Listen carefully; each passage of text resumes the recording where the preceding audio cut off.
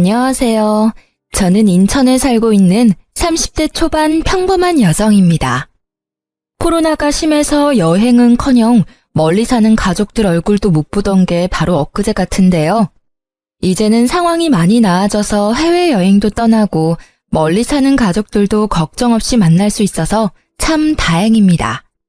저는 코로나가 터지기 직전까지 비행기 객실 승무원으로 일했습니다. 스튜어디스 일은 코로나 바이러스 때문에 그만둔 게 아니라 그 즈음에 제 건강이 많이 안 좋아져서 퇴사했었어요. 제가 퇴사하고 나니 급작스레 돌연변이 바이러스가 생겼다길래 저도 깜짝 놀랐습니다.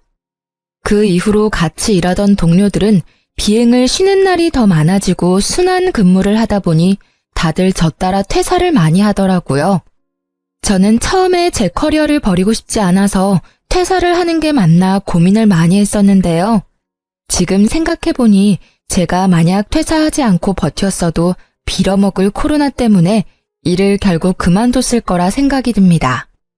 게다가 제가 승무원 일을 그만둔다 해도 제가 일했던 경력이 다 사라지는 건 아니니까요. 다만 승무원 그만두고 다시 자리 잡기까지는 시간이 꽤 걸렸습니다.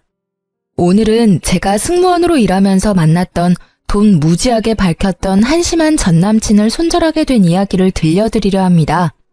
그 전에 간단히 저희 집안 이야기부터 말씀드리자면 저희 아버지는 음악가세요. 아버지께서는 작사, 작곡을 둘 다 하셨는데 현재는 일을 쉬고 계세요. 8년 전 위암에 걸리셔서 그때부터 경제적인 활동은 하지 못했습니다. 젊은 시절 어머니께서는 경제적인 조건보다 오로지 아버지 인품만 보시고 결혼하셨대요. 가난한 예술가인 아버지께서 돈이 어디 있으셨겠어요. 하지만 정말 부자는 마음이 넓은 사람이잖아요. 제가 어렸을 때나 기억 속이나 지금이나 저희 아버지께서는 한결같이 가족을 아끼시고 사랑하시는 다정한 분이셨어요. 그래서인지 저도 엄마처럼 아빠를 닮은 사람이랑 결혼하고 싶다는 생각을 많이 했습니다. 음악가인 아버지께서는 수입이 일정하지 않았고 벌어도 그 벌이가 많지 않으셨대요. 그래서 어머니께서는 항상 일을 하셨습니다. 작은 회사 격리로 일하시던 어머니께서는 저를 임신하시고부터 회사를 그만두고 경력이 단절되셨습니다. 그래서 어머니께서는 육아를 하면서도 바로 할 수 있는 일이 뭘까 고민하시다가 정수기 파는 일을 하면서 저희 가족을 이끌어 나가셨어요. 그러던 중에 저희 아버지께서 갑작스레 쓰러지셨습니다. 아버지께서는 작곡 일을 하시면서도 돈이 안 될 때는 공사장에서도 일용직으로 일을 하셨는데요. 돈을 많이 못 벌어다 줘서 언제나 미안하다는 말을 달고 사셨던 아버지께서 암 때문에 힘없이 병상에 누워 계시는데 눈물이 왈칵 쏟아지더군요. 암조차도 아버지 탓이라며 우시는데 마음이 너무 안 좋았습니다. 저와 어머니는 그런 아버지가 더 이상 무너지지 않게 지키는 일밖에 할 수 없었어요. 게다가 저는 한창 승무원 면접을 보던 때라 아르바이트를 고정적으로 할 수 없었고 어머니 정수기도 잘 안 팔리는 때였어서 그때가 가장 저희 집의 암흑기였습니다. 그즈음 정말 운 좋게도 저는 그토록 바라던 항공사에 최종 합격을 했습니다. 그렇게 아버지가 치료에만 전념할 수 있도록 항공사를 3년 동안 열심히 다녔어요. 대학병원에서 독한 항암 치료와 수술을 병행했고 다행히 아버지는 그 힘든 병마를 이기셨죠. 퇴원하시고 나서 간병에 힘쓰셨던 엄마는 다시 정수기 회사에 복직하셨습니다. 그때쯤 저는 욕심이 많아서 회화학원을 등록했어요. 외국인분들과 소통을 할 수 있는 정도였지만 조금 더 유창하게 잘하고 싶었거든요. 남자친구와의 첫 만남은 바로 그 직장인 영어학원에서였어요. 제가 비행 근무 시간이 바뀌거나 비행이 연착되면 시간이 없어 승무원 머리를 풀지 못하고 학원에 갔는데요. 그 뽕이 들어가고 올백인 머리 스타일을 어필하고 하는데 어떤 남자가 제 헤어스타일을 보고 아는 채 말을 걸어오더군요. 승무원 준비생이신가 봐요. 아, 네. 저도 아는 동생이 그쪽 분야에 일해서요.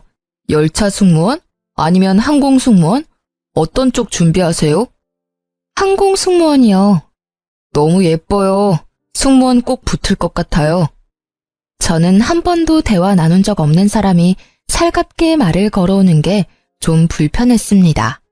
제 몰골도 일하다 와서 형편없다고 생각했으니까요.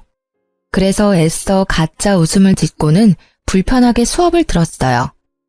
하지만 남자는 아랑곳하지 않고 서로 친해졌다고 생각했는지 복도에서 종종 마주칠 때마다 참 반갑게도 인사를 하더라고요. 성아씨, 안녕하세요. 네, 안녕하세요.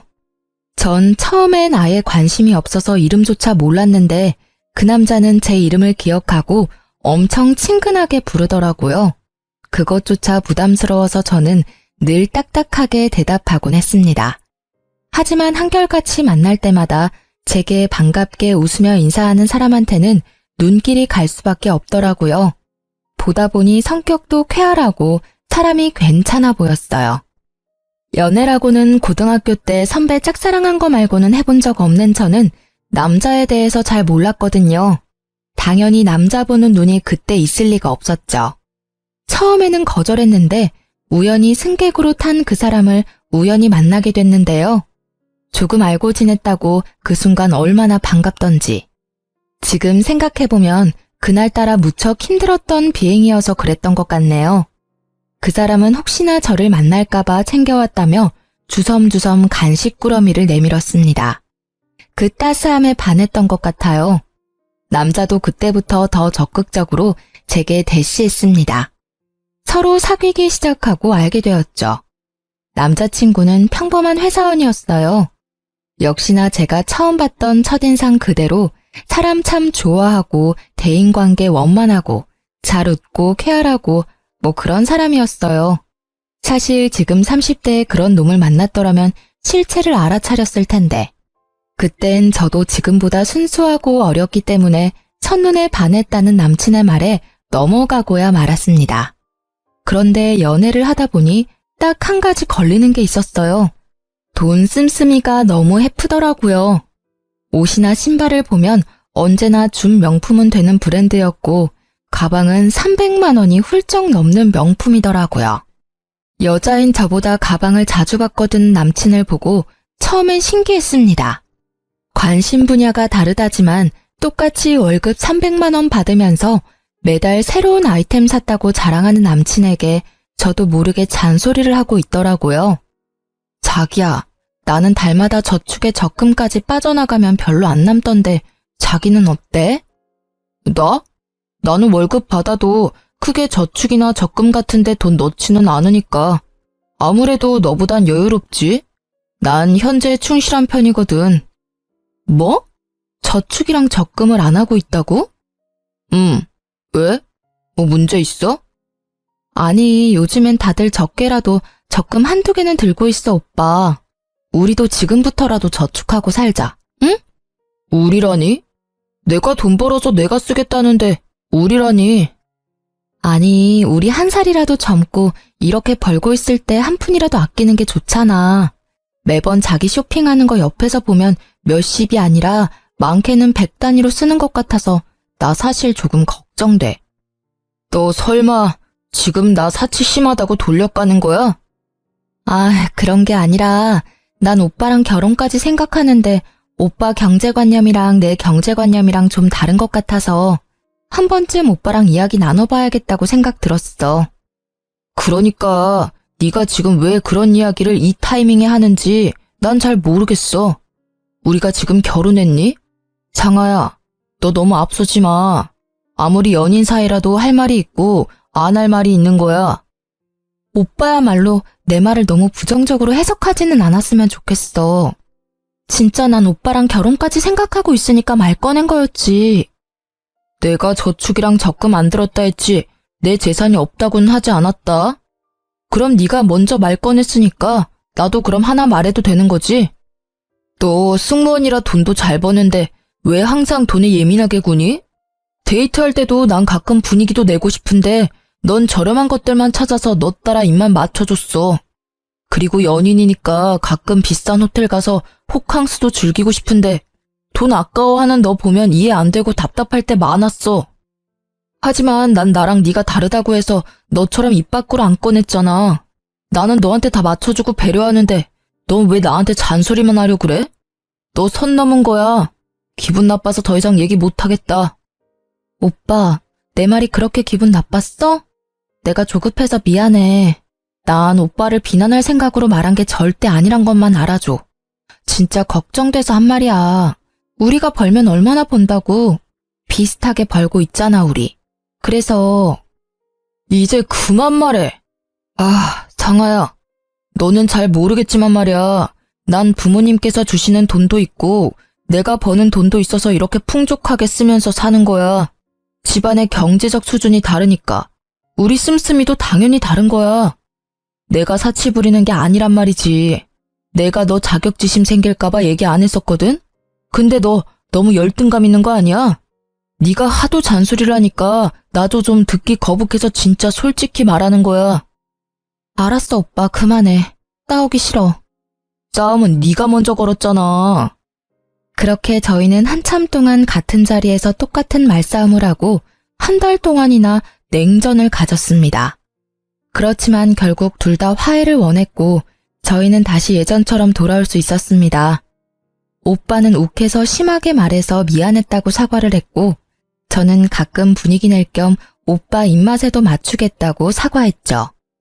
지금 생각해보면 그때 왜 다시 만나기로 했는지 제 스스로가 굉장히 멍청하다고 생각들었습니다.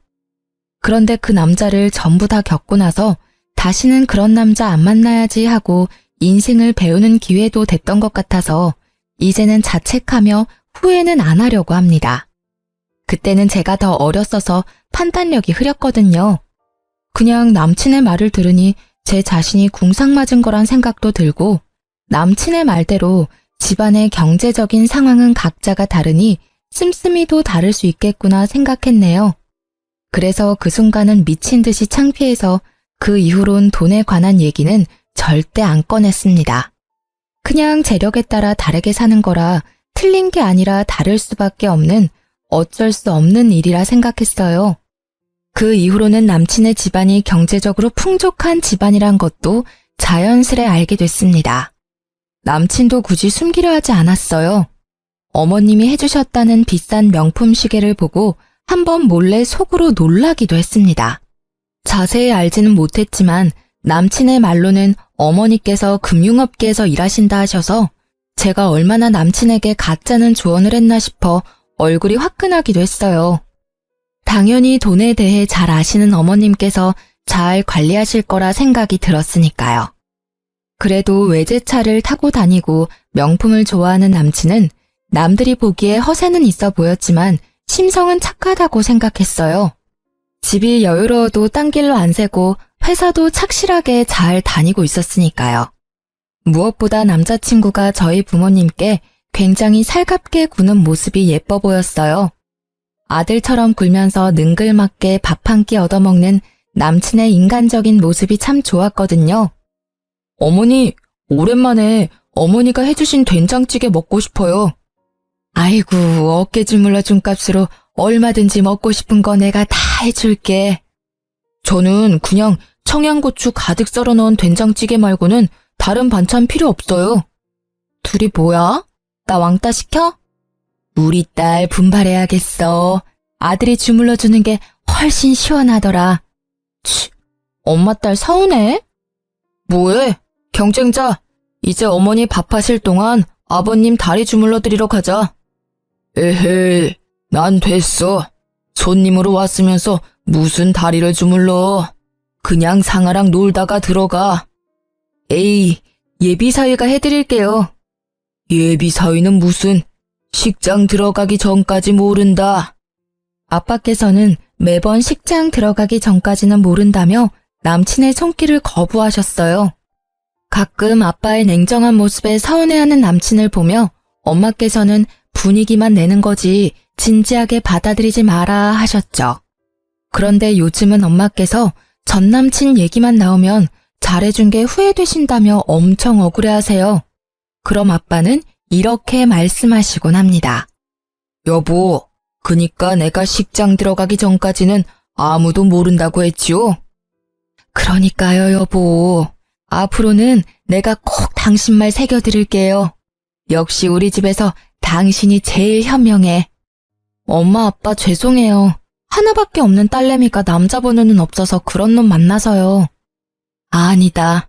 너가 왜 미안해하니? 다 인생 경험이지. 그럼 그런 남자를 만나봐야 이상한 놈 거르고 좋은 놈 만나지.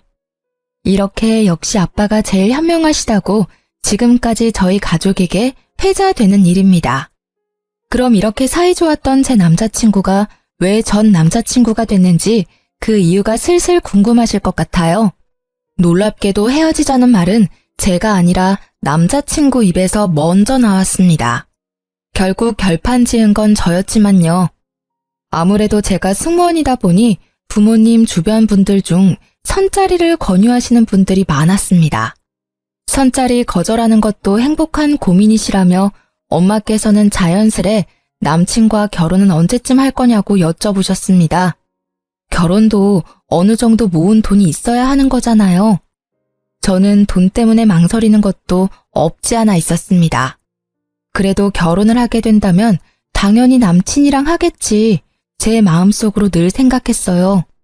부모님은 그런 제 마음을 알아채셨는지 아빠의 저작권료 통장을 제게 내미시더라고요.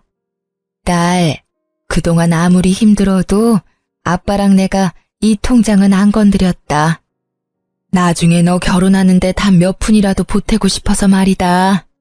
나중에 통장 정리하고 그 안에 있는 돈은 너 결혼 자금으로 써. 엄마, 아빠. 부모님의 응원에 저는 용기를 내서 남친에게 결혼에 대해 물어봤습니다. 오빠, 우리 결혼 말이야. 당장 구체적으로 계획을 세우는 건 아니더라도 대충이라도 그려놔야 하지 않나? 결혼? 그런데 생각보다 남친의 반응이 뜨뜨미지근하더군요. 그날은 그렇게 결혼에 대해 제대로 이야기도 못 해보고 대화가 흐지부지 흘러갔습니다. 게다가 집에 돌아와 생각해보니 남친과 2년가량 만났는데 저는 남자친구 집에 한 번도 놀러 간 적이 없더라고요. 남자친구 아버님은 돌아가셨고 어머님 한 분 계셨는데 매번 남친의 입으로만 안부를 듣고 한 번도 인사드린 적이 없다는 걸 그제야 깨달았습니다. 먼저 그런 말 꺼낸 적 없던 남친에게 은근히 서운도 했고 오히려 남친은 살갑게 저희 집에 잘 오는데 제가 미처 못 챙긴 건 아닌가 아차 싶기도 하더라고요. 자기야, 주말에 집에 한번 와. 엄마가 보고 싶으시대. 진짜? 우리도 이제 혼기 꽉 찼으니까. 연애만 하다가 헤어지는 커플들 많이 봤으니까 저도 남친과 그런 사이가 될까봐 좀 걱정스러웠는데 저 혼자만 허물켠 게 아니라 생각하니 너무 행복했습니다. 저는 과일 바구니를 들고 남친 집을 찾아갔습니다. 그런데 마중 나온 남친의 얼굴이 어둡더라고요. 오늘 너무 힘준 거 아니야? 어머님께 잘 보이고 싶은 마음에 그런데 이렇게 중요한 날 묘하게 웃지도 않고 기분이 안 좋아 보이는 남친이었어요. 남친의 집에 도착하니 생각했던 것과는 달라 속으로는 당황스럽기는 했습니다. 남친의 본가는 조금 허름하고 많이 낡은 주택이었습니다. 그동안 남친이 본인의 씀씀이를 합리화시켰던 부유함과는 거리가 멀어 보였어요. 저는 그 점이 싫은 게 아니라 남친이 해왔던 말과는 전부 다르니 속으로는 좀 황당했습니다. 제가 뭐라고 말을 꺼내지도 않았는데 남친이 한마디 하더군요. 여기도 곧 재개발 될 거야. 그래서 아직까지 안 팔고 엄마께서 두시는 거야. 아, 그래? 저는 그냥 그렇구나. 내가 또 뭘 몰랐구나 싶었어요. 요즘 부동산 투자한다고 사서는 그곳에 실거주 하시는 분들도 많으니까요. 어쨌든 남친의 말과는 조금 다른 풍경의 집이었지만 저는 아무런 내색하지 않았습니다. 그런데 제가 밝게 웃으며 남친의 엄마에게 인사드리니 돌아오는 건 시큰둥한 반응뿐이었어요. 안녕하세요, 어머님. 얼굴이 반반한 게 다가 아니야. 네? 너 승무원이라고? 거기서 언제까지 일할 수 있는데? 가족이면 항공권은 공짜로 받을 수 있나? 난 죽어라 이래서 한평생 내 아들 먹여 살렸다. 너도 설마 결혼한다고 일 그만둘 생각은 아니지? 난 살림도 바깥일도 다 할 수 있는 완벽한 며느리를 원한다. 초대받은 줄 알았는데 오히려 공격적으로 쏘아붙이는 남친 어머님 때문에 할 말을 잃을 정도로 적잖이 당황했습니다. 아, 좀! 엄마, 우리 방금 왔잖아. 앉으라고 말부터 안 하군. 상아야, 여기 앉아. 남친도 그 상황이 짜증나는지 잔뜩 예민해 보였어요. 알아서 앉으면 되는 거지. 뭘 앉으라고 말해야 앉아? 아, 죄송합니다. 실례하겠습니다. 집에 어른들은 뭐 하시니? 에휴, 없는 집끼리 만나면 무슨 미래가 창창하겠어. 너도 참 너 좋다는 넉넉한 집 딸들 두고 왜 이런 애를? 사람 앞에 앉혀두고 무안하게 만드는 남친 엄마 때문에 정말이지 도망가고 싶더라고요. 아, 네. 저희 엄마는 정수기 회사에서 일하시고요.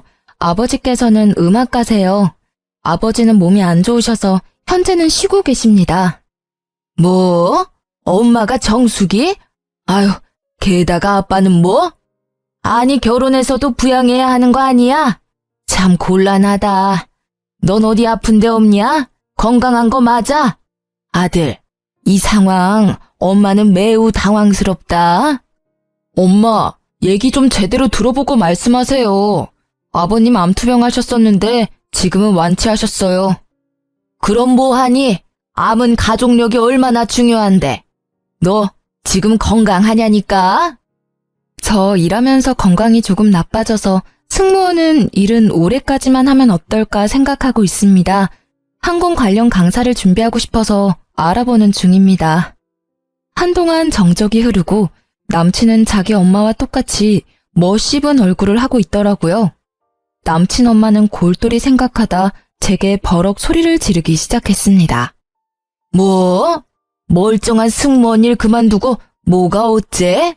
아들, 넌 이런 애를 며느리감이라고 데리고 온 거야? 집안은 모자라도 승무원이라길래 웬만하면 내가 이 결혼 허락해주려고 했다. 너 일 그만두면 절대 내 아들이랑 결혼 못한다. 그렇게 중요한 일을 상의도 없이 너 혼자 생각하다 이제 말해? 애초에 취직할 생각이었냐? 내가 좀 산다니까 빌붙고 싶었어? 와, 뒤에서 승무원 그만둘 계획하고 있었던 거 소름 돋는다. 너 설마 아직도 내가 진짜 너한테 첫눈에 반한 줄 알아? 그런 척 한 거야. 너 얼굴 그 정도면 반반하고 여친이 승무원이면 내 기도 살고 월급도 많이 버니까 결혼 생각하고 만난 거라고. 승무원 그만두면 나랑 헤어질 각오해. 분명히 말했다. 너 일 그만두면 나랑 헤어지는 거야. 너의 메리트는 승무원이라는 그 이름값이야. 저는 참다 못해 남친의 뺨을 날렸습니다. 두 모자의 태도가 정말 기가 막혔어요. 어디 예비 신랑 뺨을 때려? 예비 신랑이라뇨. 나 진짜 어이가 없어서. 저도 승무원 이름값 운운하는 남자랑 결혼할 생각 없어졌네요. 제가 너무 아까워서 이런 집안에 시집 못 오겠거든요. 그리고 아줌마, 어떻게 처음 뵙는 자리인데 인사도 안 받아주고 물 한 잔 없이 취조부터 하나요?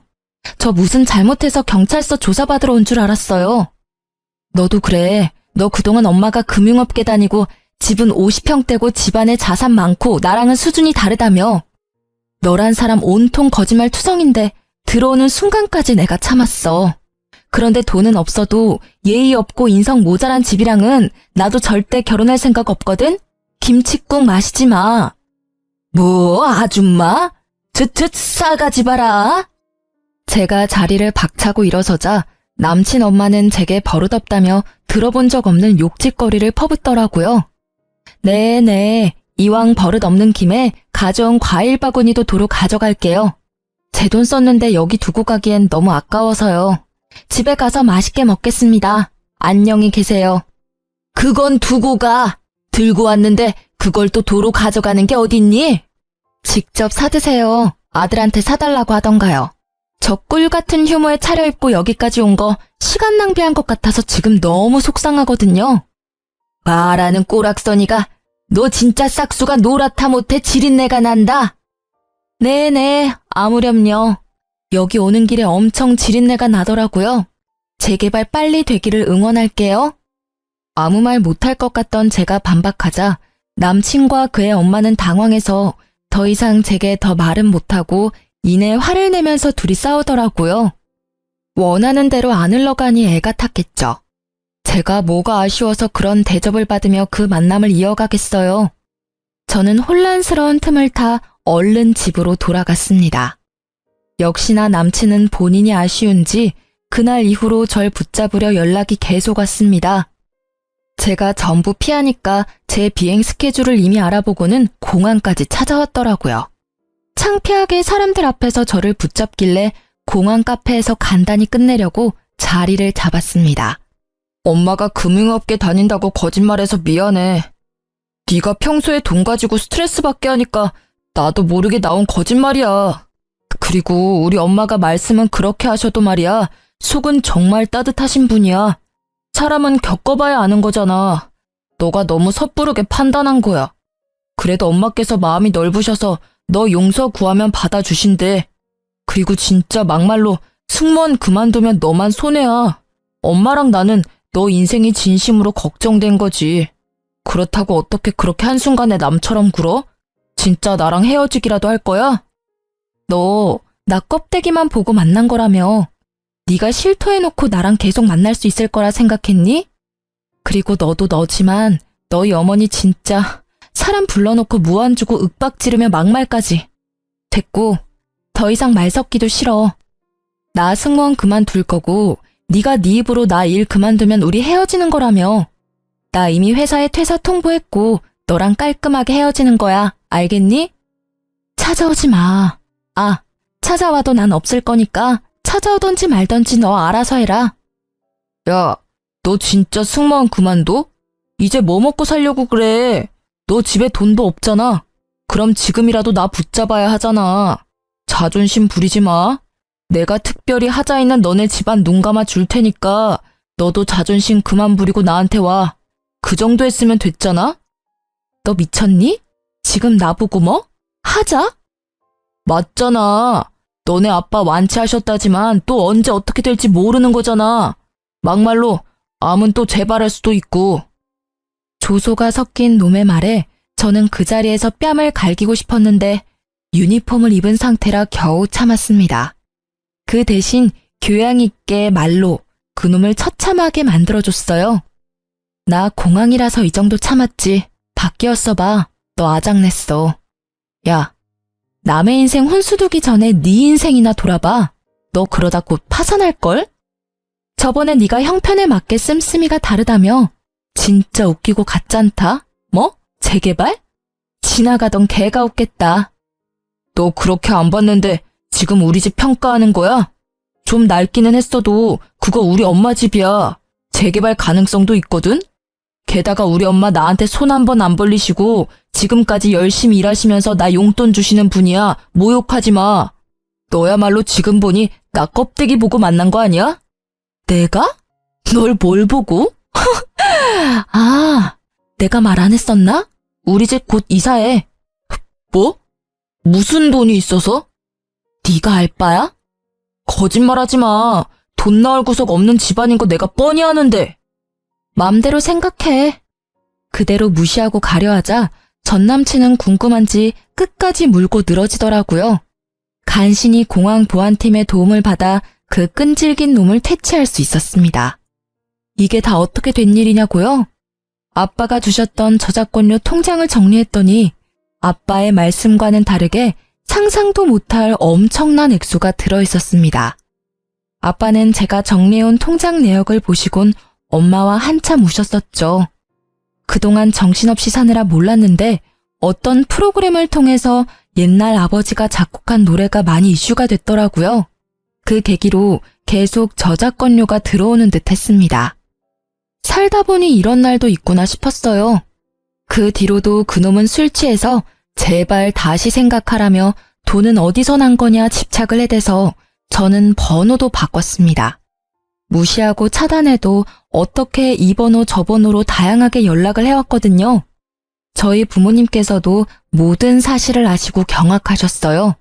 제가 조금 순화해서 전달해 드렸는데도 엄마께서는 뭐 그런 놈과 그런 막대 먹은 집안이 있냐며 굉장히 화를 내셨습니다. 아빠께서는 여전히 식장 들어가기 전까지는 아무도 모른다 했지 라는 말씀만 하셨어요. 그렇게 시간이 또 흐르고 저희 가족은 새 아파트로 이사를 앞두고 있을 때였어요. 부모님께서는 아파트를 제 명의로 계약하라고 하셨습니다. 어차피 제게 물려줄 거 일찍 물려주시겠다고요. 제가 나중에 결혼하면 두 분은 물 좋고 공기 좋은 고향 땅에서 살고 싶다 하셨죠. 그런데 결혼은 고사하고 그 미친놈 때문에 연애든 결혼이든 다 질려버렸거든요. 평생 이렇게 부모님과 살면 좋겠다 생각하고 집을 고른 건 부모님께 지금도 비밀입니다. 아파트 잔금 다 치를 겸 부동산 이모랑 마지막으로 한 번 더 집을 보러 갔을 때 일인데요. 아파트 부동산 앞에서 어떤 젊은 남자가 엄청 요란하게 통화하고 있었어요. 월세 보증금에서 까라고요. 몰라요. 배째요. 나가라고요? 누구 맘대로? 참나, 고작 3개월밖에 안 밀렸는데 정없게 이러시면 안 되죠. 다른 곳에서 많이 자취해봤지만 1년 가까이 못 내도 이해해주고 보증금에서 까시는 분들 많이 있었어요. 말도 안 되는 말을 늘어놓는 걸 보고 부동산 이모께서는 한숨을 쉬시며 저런 분들이 간혹 있다고 하셨어요. 저는 그렇구나 하며 힐끔 봤는데 전 남친이라 깜짝 놀랐습니다. 그거 참 더럽고 질긴 인연이다 싶어서 얼굴을 가린 채 사무실 안으로 들어갔죠. 아파트와 오피스텔이 같이 있는 곳이었는데 부동산 이모께 들으니 그 오피스텔이 신축이라 보증금도 높고 월세에 관리비까지 100만 원이 넘는 돈이었어요. 비싼 오피스텔에 덜컥 입주해서 월세 못 내서 저런 사람 많다며 골치 아프다고 하셨죠. 그동안 그렇게 사치 부리더니 돈에 허덕이는 꼴까지 보니 아주 우스웠습니다. 그런데 통화가 다 끝나고 부동산 안으로 전 남친이 들어오는 바람에 저를 발견하고 말았습니다. 조금 있으면 담당자 올 거니까 조금만 기다리세요. 저는 나가봐야 해서요. 예. 볼일 보고 오세요. 아니, 그런데 저는 사모님인 줄 알았는데 아직 미혼이라셔서 깜짝 놀랐어요. 혼자 힘으로 아파트 대출 안 끼고 사는 젊은 분들이 많지는 않으니까요. 어떤 일 하시는지 실례지만 살짝 여쭤봐도 될까요? 저요? 승무원으로 일하다가 지금은 퇴사하고 프리랜서 강사로 예비 승무원 교육하고 있어요. 어머, 어쩐지 얼굴도 너무 예쁘시더라. 근데 승무원이 연봉 높은 건 알았는데 그렇게 많이 줘요? 아니, 저희 딸도 고등학생인데 승무원 지망생이거든요. 다음에 좀 상담받으러 가도 될까요? 물론이죠. 제 명함 드릴게요. 승무원으로 일할 때 연봉은 높긴 했는데요. 여기 아파트 계약한 건 제 돈 아니에요. 저는 저축한 돈 따로 있고 아파트는 부모님께서 주신 돈으로 사는 거예요. 아파트 한 채 정도는 외동딸인 저한테 주고 싶다 하셔서요. 아버지께서 음악가이신데 저작권료가 좀 쏠쏠해요. 어머, 진짜 복 받으셨네. 나 일단 다른 분 잠깐만 안내하고 돌아올 테니까 여기서 편하게 쉬고 있어요. 한 5분이면 될 것 같네요. 저는 일부러 전 남친 들으란 듯이 얄밉게 털어놓았습니다. 그동안 궁금했던 진실을 알게 된 전 남친의 얼굴은 볼만했어요. 당장 제게 말 걸고 싶어하는 눈치더라고요. 그렇게 부동산을 나서는데 따라 나온 전 남친이 이게 다 어떻게 된 일이냐고 붙잡고 묻더라고요. 아버님 저작권료가 그렇게 많았어? 왜 나 만날 때는 티를 안 냈어? 아버님 대단하시다. 제가 대꾸하지 않자 전 남친은 갑자기 제 바지가랑이를 붙잡더라고요. 상아야, 우리 다시 잘해보자. 너 강사 일해도 내가 너 먹여 살릴게. 미쳤다고 내가 너 같은 애랑 만나? 내가? 왜? 지 월세 하나 제대로 못 내놓은 놈이 어디서 허세야. 꺼져. 다시 한번 충고하는데 너 인생이나 똑바로 살아. 상아야, 제발. 너 많이 화난 거 알아. 근데 장인어른 말고도 집안에 남자가 한 명쯤은 있어야지. 장인어른? 너 미쳤어? 드디어 정신이 가출한 거야? 우리 아빠 편찮으시다고 비웃을 때는 언제고 돈 많으시다니까 군침 흐르니? 이거 안 놔? 너 같은 버러지 놈을 우리 집에서 왜 받아주겠니? 그땐 내가 너무 철이 없었어. 그때라 해봤자 몇 개월 전인데 지금은 좀 낫고? 어머, 두 분 아는 사이세요? 그때 부동산 이모께서 다시 다가오셨고 저는 순진한 얼굴로 말했습니다. 모르겠어요. 저 아세요? 왜 이러세요? 어머 총각, 왜 모르는 아가씨 바지가랑이를 잡아요? 그러다 잡혀가요. 놈은 등짝을 몇 대 맞고서는 허탈한 얼굴로 사라지더군요. 너무 통쾌했습니다.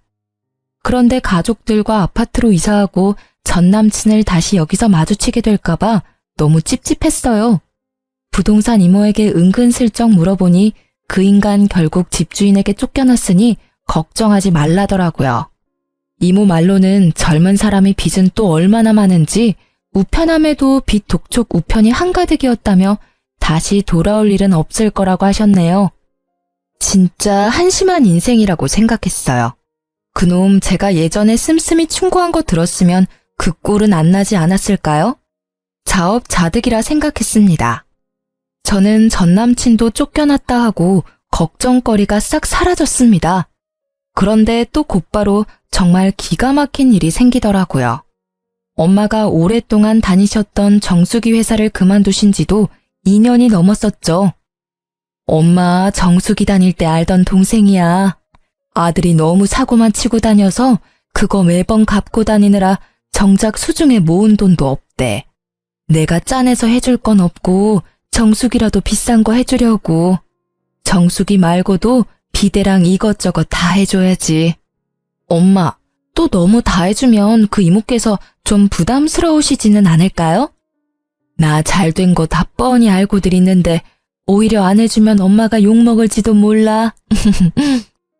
저는 쉬는 날이라 소파에 누워있다 잠들었고 곧 시끌벅적한 소리 때문에 깼거든요. 초인종이 울리고 대문이 열리자 정수기 설치 기사님과 이모 총 2분이 오셨더라고요. 그런데 정수기 이모가 낯익은 얼굴이라 깜짝 놀랐습니다. 언니, 정말 성공했네요. 얘기 듣기만 들었지 이렇게 직접 보니까 너무 부러워요. 입구부터 부잣집 아파트인 거 티가 딱 나더라고. 성공해서도 이렇게 저 잊지 않고 챙겨줘서 고마워요. 이거 별거는 아니지만 귤 한 봉지 사왔어요. 이런 걸 뭐하러 사와? 아유, 잘 먹을게. 들어오세요들. 딸, 엄마 손님들 오셨어. 그만 자고 일어나. 그 말로만 듣던 공주 직접 보는 거야? 우리 공주 쉬는 날이라 자다 깨서 몰골이 좀 그렇네. 안녕하셨어요? 저는 전남친 엄마를 먼저 알아보고 아주 썩은 미소를 지었습니다.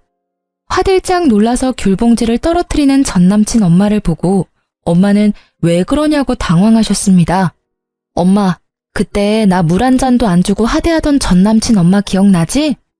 그 몹쓸 놈이랑 그 몹쓸 놈 엄마라는 사람? 이분이야, 엄마. 뭐? 언니, 그게 아니라요. 얘, 너 정말 미옥 언니 딸이니? 아니, 정수가 지금 내 딸 하는 말이 사실이냐? 언니, 그게, 아유, 미안해요. 나도 내 코가 석자라 뭐 할 말이 없네요. 참나, 그놈 엄마가 정수기 너라는 말이지? 정수기 계약은 없던 걸로 해야겠다. 다른 제품 계약도 안 할 거야. 당장 돌아가. 기사님 죄송해요. 설치 안 해주셔도 돼요. 제가 출장비는 입금해 드릴게요. 기사님께서 먼저 나가시자 무릎 꿇고 비는 전남친 엄마였어요. 언니, 내가 미안해요. 그런데 내가 요즘 좀 힘들어서 그런데 이번 계약만 좀 어떻게 안 될까요? 당장 내 집에서 나가라. 내 딸이랑 더 이상 한 공간에 있는 꼴 못 봐. 저기 아줌마, 집에 과일이 많아서요. 귤은 도로 가져가서 아들이랑 드세요. 저는 얄밉게 그분께 귤봉지를 쥐어주며 배웅했습니다. 그 뒤로 전 남친 엄마는 무슨 낯짝인지 자신이 잘못했다면서 홍기 꽉 찬 아들, 딸 지금이라도 이어주자고 뻔뻔하게 다시 연락을 해왔어요. 엄마는 어디 귀한 내 딸 넘보냐고 자식 교육 똑바로 시키고 심성 곱게 써야 일도 잘 풀리는 거라며 쓴소리 하셨다 합니다. 그래도 포기하지 않던 아줌마를 향해 엄마는 마지막으로 경고장을 날렸죠. 너 자꾸 그러면 내가 다 소문낼 줄 알아? 불편하게 자꾸 연락하지 마.